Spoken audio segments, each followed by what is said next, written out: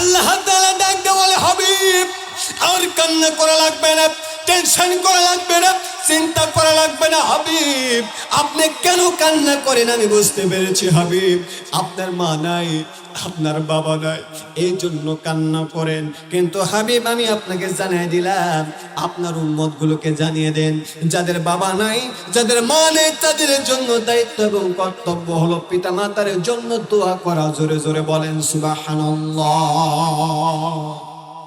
রব্বিরহামহুমা কামা রব্বায়ানি সগীরা।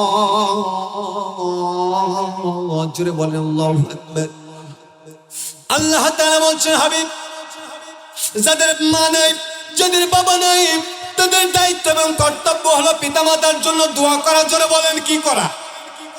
আমার ভাইয়েরা, রাসূল নবী সাল্লাল্লাহু আলাইহি ওয়াসাল্লাম জানিয়ে দিয়েছে, আমার উম্মতেরা শোনো, যাদের বাবা নাই, যাদের মা নাই, এমন কোন সন্তান যদি শুধুমাত্র একবার বলে রব্বিরহামহুমা কামা রব্বায়ানি সগীরা বলে যখন দোয়া করে, ওই সন্তানের কণ্ঠনালী হতে উচ্চারিত হতে দেরি হয়, সন্তানের কণ্ঠনালী থেকে দোয়াটা উচ্চারিত হতে দেরি হয়, কিন্তু ওই দোয়াটা হাদিয়া হিসেবে পিতামাতার আমলনামায় পৌঁছাইতে দেরি হয় না। আমার ভাইরা লক্ষ্য করুন, অনেক মজার আলোচনার সামনে আমি সেই দিকে প্রবেশ করব। রাসূল নবী সাল্লাল্লাহু আলাইহি ওয়াসাল্লাম জানিয়ে দিচ্ছে, আমার উম্মতেরা শোনো, আমার সাহাবীরা শোনো, শুধু এতটুকু নয়, যাদের বাবা নাই, যাদের মা নাই, এমন কোন সন্তান যদি পিতা মাতার কবরের পাশে দাঁড়ায় একটা বার বলে রব্বিরহামহুমা কামা রব্বায়ানি সগীরা বলে দোয়া করে, রাসূল নবী সাল্লাল্লাহু আলাইহি ওয়াসাল্লাম বলেন, এই গোটা দুনিয়াটা বিক্রি করে কোন মানুষের হাতের মধ্যে সম্পদগুলো দিলে যতটা খুশি হয়, ওই কবরের মাঝখান থেকে পিতামাতা তার চাইতে লক্ষ লক্ষ কোটি কোটি গুণ বেশি খুশি হয়ে যায়। তাহলে কি করা লাগবে? জোরে বলে, পিতামাতার জন্য দোয়া করা লাগবে। ও মুসলমান ভাইয়েরা আমার, রাসূলের আদর্শ সমূহের মধ্যে অন্যতম আদর্শ হচ্ছে, যাদের পিতামাতা নাই তাদের জন্য পিতামাতার জন্য দোয়া করার দরকার আছে না নাই? আমরা তো দোয়া করি না, কিন্তু যাদের পিতামাতা আছে, আল্লাহর নবী সাল্লাল্লাহু আলাইহি ওয়াসাল্লামের আদর্শ হচ্ছে তাদের প্রতি ইহসান করা লাগবে, তাদের খেদমত করা লাগবে। জোরে জোরে বলেন সুবহানাল্লাহ। তাহলে কথা ক্লিয়ার? আলোচনা থেকে কিছু নিয়ে যেতে হবে।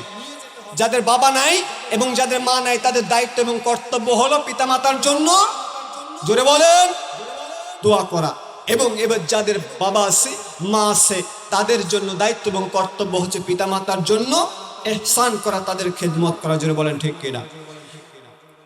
কিন্তু আমার চিন্তা ভাবনা গবেষণা হলো, এই পৃথিবীতে সব চাইতে নির্যাতিত মজলুম অসহায় হচ্ছে পিতামাতা। জোরে বলেন ঠিক কিনা? বলেন ঠিক কিনা? আমার ভাইয়েরা, কত সন্তান আছে, বাবা মাকে এত, বাবা মার সঙ্গে এত খারাপ আচরণ করে, বাবা মাকে অশালীন ভাষায় গালিগালাজ করে, বাবা মায়ের গায়ে হাত উঠাইতে পর্যন্ত লজ্জা বোধ করে না, এমন কুলাঙ্গার বাংলার জমিনে আছে না নাই? আছে না? পিতামাতাকে অশালীন ভাষায় গালিগালাজ করে পিতামাতার গায়ে হাত উঠায়, এমন সন্তান পালন করার চাইতে আল্লাহর কসম করে বলে একটি কুকুর পালন করা অনেক ভালো, অনেক ভালো, অনেক ভালো। জোরে বলেন ঠিক কিনা? প্রশ্ন করতে পারেন, কারণ হুজুর লজিক যুক্তি দেখেন। আপনার বাসায় কুকুর আছে না? এলাকায় কুকুর আছে? জোরে বলেন আছে? আপনি খাবার খান, ওই আপনার ভালো ভালো খাবারগুলো আপনার বাড়ির কুকুরকে খেতে দেন না? সবচাইতে উচ্ছিষ্ট খাবার, নোংরা খাবারগুলো আপনার বাসার কুকুরকে খাওয়ান। জোরে বলেন ঠিক কিনা? আপনি খেতে বসেছেন, গরুর গোশত দিয়ে আপনি খাচ্ছেন, হাড্ডি ফেলে দিয়েছেন, কিন্তু হাড্ডি ভালো জায়গায় ফেলেন না, যেখানে পানি আছে, কাদা আছে, কাদার মধ্যে ফেলেন। জোরে বলেন ঠিক কিনা? আমার ভাইরা, আপনার বাড়ির উচ্ছিষ্ট খাবার খেয়ে, আপনার ফেলে দেওয়া হাড্ডি খেয়ে, আপনার কৃতজ্ঞতা স্বীকারের লক্ষ্যে দিনের পর দিন, রাতের পর রাত, মাসের পর মাস আপনাকে পাহারা দেয়, আপনার বাড়িটা পাহারা দেয়। জোরে বলেন ঠিক কিনা? যেই সন্তানকে আপনি লালন পালন করতে গিয়া আপনার শরীরের সমস্ত রক্ত পানি করেছেন, মানুষের কামলা দিয়েছেন, রিক্সা চালিয়েছেন, ভ্যান চালিয়েছেন, আমার ভাইয়েরা ওই সন্তানটাকে প্রতিষ্ঠিত করতে গিয়া জীবনের সমস্ত স্বপ্নগুলো বিলীন করে দিয়েছেন, স্বপ্নগুলো মাটির সঙ্গে মিশিয়ে দিয়েছেন। ওই সন্তান একটা আমার কৃতজ্ঞতা স্বীকারের জন্য আপনার পাশে দাঁড়ায় না, জোরে বলেন ঠিক কিনা? এমন কুলাঙ্গার সন্তান আছে না নয়? এই জন্য বলি, যে সন্তান পিতামাতাকে অশ্লীল ভাষায় গালিগালাজ করে, যে সন্তান পিতামাতার গায়ে হাত উঠায়, এমন সন্তান পালন করার চাইতে কুকুর পালন করা অনেক। রাগ করছেন কি আমার উপরে? বেজা কিছুক্ষণ চালাবো, রাগ করবেন না? বেজার হচ্ছেন মনে হয়, আমার কথাই এরকম। আমার ভাই, তাহলে আসুন, পিতামাতার সঙ্গে খারাপ আচরণ করা যাবে? সবসময় ভালো আচরণ করা লাগবে, জোরে বলেন ঠিক কিনা? আমি একটা কথা বারবার বলি, শোনো, সূর্যের তাপ আর বাবার রাগ সহ্য করতে শেখো। কেন জান? এই যুবক, সূর্যের তাপ আর বাবার রাগ সহ্য করতে শেখো, কারণ সূর্য ডুবে গেলে দুনিয়া অন্ধকার, আর বাবা জীবন থেকে চলে গেলে গোটা জীবনটাই অন্ধকার। জোরে বলেন ঠিক কিনা? আরো জোরে বলেন ঠিক কিনা? আমার ভাইরা, আপনার এলাকায় গাছ আছে? গাছ আছে না? গাছ, একটা কথা মনে রাখবে, গাছের বয়স যতই হোক না কেন অপ্রয়োজনে গাছটাকে কাটবেন না। কেন? গাছ আপনাকে ফল দিতে না পারলো আপনাকে ছায়া দিতে ভুল করবে না, জোরে বলেন ঠিক কিনা? ফল দিতে না পারলো আপনাকে ছায়া দেবে। পিতা মাতার বয়স যতই হোক না কেন বন্ধু, তাদের সঙ্গে খারাপ আচরণ করবে না, তাদের সঙ্গে বেয়াদবি করবে না, কারণ পিতা মাতা তোমাকে টাকা পয়সা অর্থ সম্পদ আর ব্যাংক ব্যালেন্স বাড়ি গাড়ি দিতে না পারলো তোমাকে দোয়া দিতে ভুল করবে না, জোরে বলেন ঠিক কিনা? আরো জোরে বলেন কথা ঠিক কিনা? আমার ভাই, আমার ভাইরা, তাহলে পিতা মাতার সঙ্গে ভালো আচরণ করবো তো? আমার ভাইরা লক্ষ্য করুন,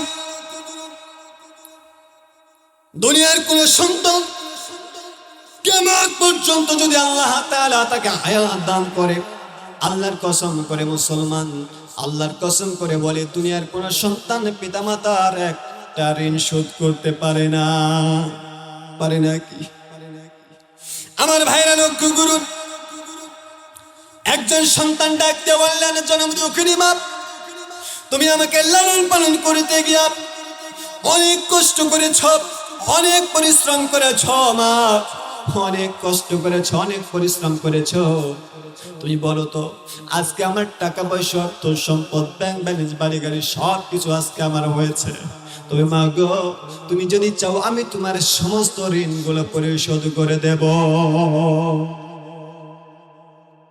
আমার ভাইরা লক্ষ্য করুন, মা ডাকতে বললেন, কলিজার টুকরা সন্তান রে, দুনিয়ার কোন সন্তান মায়ের এক ফোঁটা দুধের ঋণ শোধ করতে পারে না, জোরে বলেন ঠিক কিনা?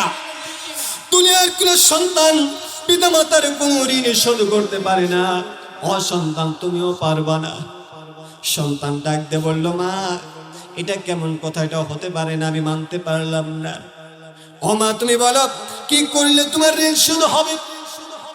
জনম দুঃখিনী মা ডাক দিয়ে বললেন, ও কলিজার টুকরা শোনো, আপনাদের পাশের বাজারের নামটা কি জানো? জোরে বলেন। সালাম বাজার না? সালাম বাজার মনে করেন। মা ডাক দিয়ে বললেন, কলিজার টুকরা সন্তান রে, তুমি ওই সালাম বাজারে চলে যাও, 5 টাকা দিয়া একটি কলা কিনবা সন্তান। ওই কলাটা যদি আমার হাতের মধ্যে দিতে পারো সন্তান, আমি মা মনে করবো আমার ঋণ শোধ হয়ে গেল। সন্তান চিন্তা ভাবনা করল, 5 টাকায় যদি মায়ের সমস্ত ঋণগুলো পরিশোধ করা যায়। একটি দৌড় মারল, সালাম বাজারে গিয়ে সব চাইতে ভালো কলা 5 টাকা দিয়ে একটি কলা কিনে নিয়ে চলে আসলো। মায়ের সামনে দাঁড়ায় ডাক বলে, জনম দুঃখিনী মা, কলা নিয়ে আসলাম, কলাটা আজকে তুমি নিয়ে নাও। মা ডাক যা বলে, সন্তান রে, এই মুহূর্তে কলা আমি নেব না, বরং একটি শর্ত আরোপ করলাম, কলাটা আমি আগামীকাল সকালে নেব। তবে শর্ত হলো সন্তান, তুমি যখন ঘুমের ঘরে চলে যাবে, তুমি যখন ঘুমাবা, ওই 5 টাকার কলা বুকের ওপরে রেখে ঘুমাবা। সন্তান চলে গেল ঘুমের ঘরে। আমার ভাইরা লক্ষ্য করুন, মানুষ যখন ঘুমায় একবার ডান কাত হয় আর একবার বাম কাত হয়, হয় কি হয় না? সন্তান বুকের উপরে কলা নিয়া যখন ঘুমিয়ে গেছে, একবার ডান কাত হয়েছে, একবার বাম কাত হয়েছে। বলেন তো, কলা কি আর বুকের উপরে আছে নাকি? জোরে বলেন, আছে নাকি? কলাটা নিচে পড়ে গেল, শুধু পড়ে গেল না, পিঠের নিচে পড়ে থেতলে গেল। পরের দিনে সকালবেলা আমার ভাইয়েরা, জনম দুঃখিনী মা আস্তে করে দরজার সামনে গিয়া টক টক করে আওয়াজ করে বলে, কলিজার টুকরা সন্তান, তুমি না আমাকে কলা দিবা, ওই কলাটা আজকে হাতের মধ্যে দিয়ে দাও। সন্তান দরজাটা খুলে আস্তে করে ডাক দে বলে, মা কলা তো তোমাকে দেওয়া যাবে না। মা, কেন কলা দেওয়া যাবে না? কারণ আমি যখন ঘুমের ঘরে গিয়েছিলাম, একবার ডান কাত হয়েছি, একবার বাম কাত হয়েছি, কলাটা পিঠের নিচে বলে থেতলে গিয়েছে, ওই কলাটা আর খাওয়া যাবে না। কলিজার টুকরা মা ডাকতে বলছেন, সন্তান শোনো, সামান্যতম 5 টাকার একটা কলা বুকের উপরে রেখে একটা রাত ঘুমাতে পারলি না রে সন্তান।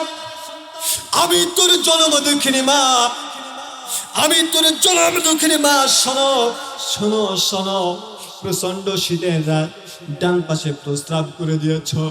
আমি মা তোমাকে ডান পাশে ভিজা জায়গায় রাখি নাই, তোমাকে বাম পাশে নিয়ে আসছিলাম, বাম পাশে তোমাকে রেখে দিয়েছি। কলিজার টুকরা সন্তান, বাম পাশে তুমি পায়খানা করে দিয়েছ, আমি নোংরা জায়গায় তোমাকে রাখি নাই। কলিজার টুকরা সন্তান, আমি ডান পাশ থেকে উঠাইয়া তোমাকে বুকের উপরে রেখেছি। একটা বার নয়, একদিন 2 দিন নয়, দিনের পর দিন, মাসের পর মাস, বছরের পর বছর তোমাকে বুকের উপরে রেখে আমি জন্ম দুঃখিনী মা তোমাকে লালন পালন করলাম। একটা বার যদি ডান কাত হয়ে যেতাম, একটা বার যদি বাম কাত হয়ে যেতাম, এই সুন্দর মায়াময় পৃথিবী দেখার মতো সৌভাগ্য তোমারও হতো না। জোরে বলেন ঠিক কিনা? ওই মাকে কষ্ট দেওয়া যাবে? জোরে বলেন, ওই মাকে কষ্ট দেওয়া যাবে? আবার নেই।